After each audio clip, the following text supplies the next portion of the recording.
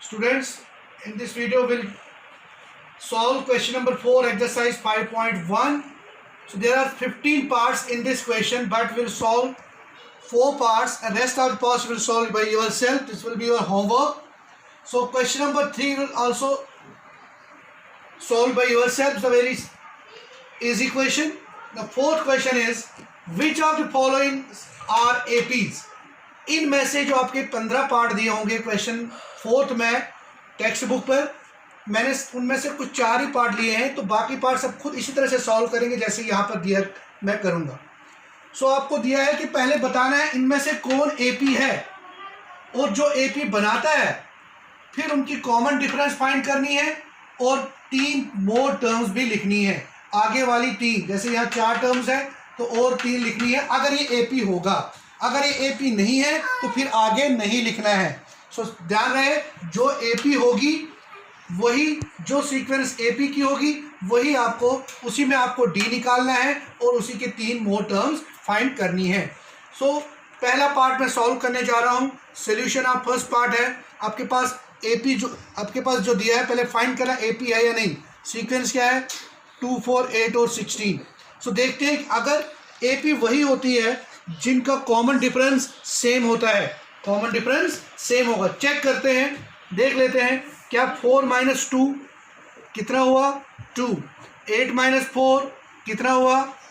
ठीक है बच्चों, देखो ना, अगर आप A2 - A1 कर रहे हो तो 4 - 2 2 आया. अगर आप A3 - A2 कर रहे हो तो 8 - 4 4 आ गया.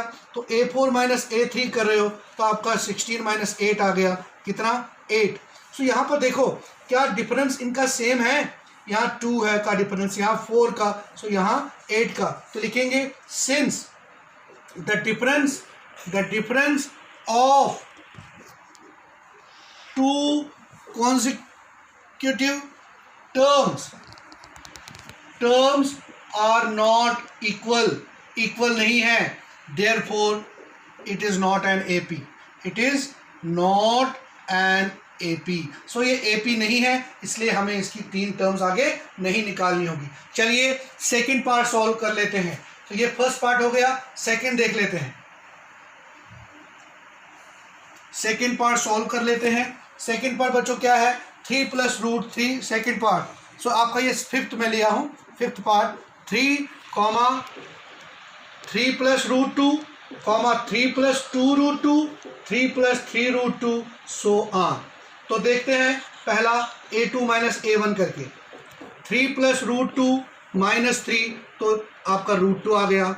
A3 - A2 करते हैं, 3 + 2√2 - 3 - √2 तो आपका 3 कैंसिल, 2√2 में से तो √2 ही आएगा. A4 - A3 बच्चों आपका A4 जो है 3 + 3√2 है, -3 - 2√2 फिर √2 आया. सो यहाँ देखो तो है आप यहाँ पर A2 - A1 बराबर आया किसके, A3 - A2 के बराबर आया, A4 - A3 के सब √2 आ गए. तो therefore it is an AP.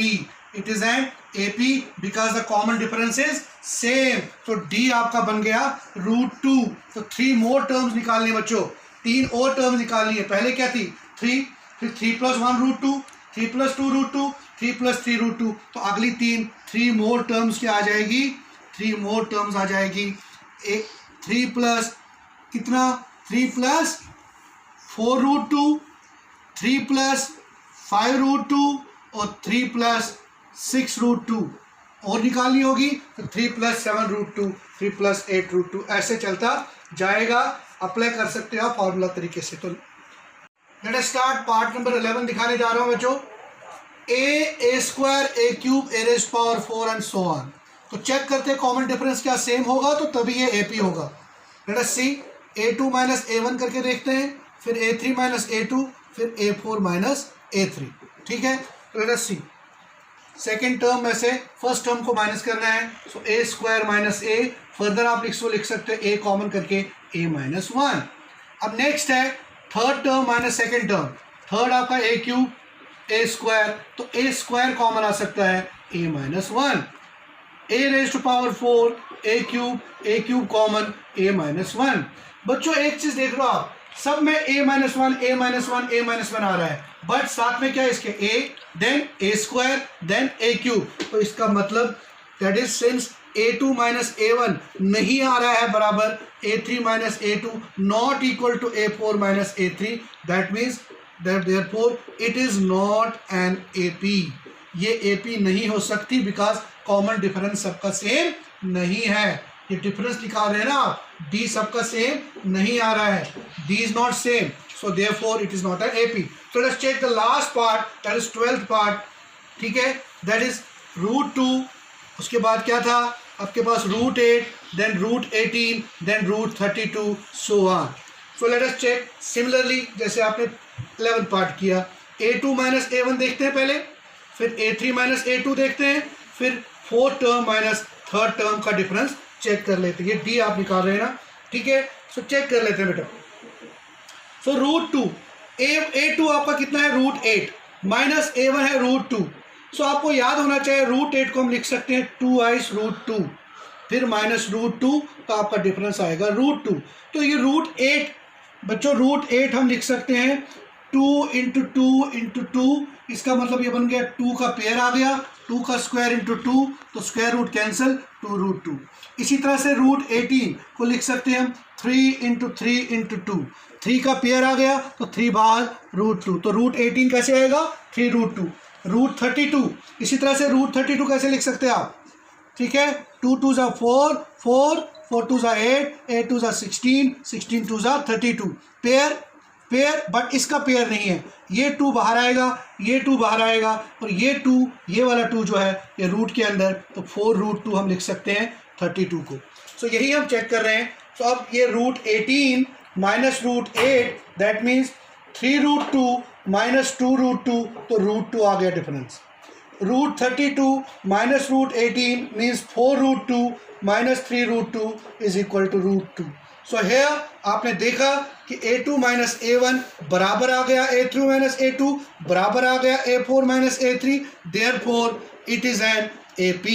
तो ये AP हो सकती है। अब हमने क्या करना है, इसके 3 और टर्म्स फाइंड करनी है, 3 मोर टर्म्स। तो 4 टर्म्स तो पहले से गिवन है, √2, √8, √18, √32। तो नेक्स्ट क्या आएगी, नेक्स्ट आपका आएगा, ठीक है ना, आपका √2 था पहला, दूसरा है √8।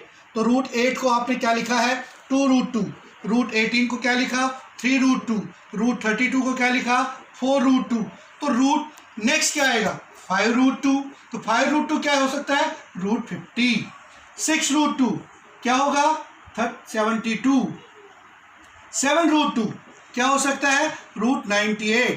तो ये 3 टर्म्स आ गई आपकी, √50, √72, √98। क्यों, क्योंकि 4√2 के बाद क्या आएगा 5√2। तो 5√2 को कैसे लिख सकते हैं, 5√2 ऐसे लिख सकते हैं 2 इंटू 5 इंटू 5, 5 5 25, 2 50। 6√2 को कैसे लिखेंगे 2 इंटू 6 इंटू 6, 36 2 72। और इसको कैसे लिखेंगे 2 इंटू 7 इंटू 7, 49 2 98 रूट, और ये आ गया 72 रूट, और ये आ गया 50 रूट। तो ये 3 टर्म्स आ सकते हैं।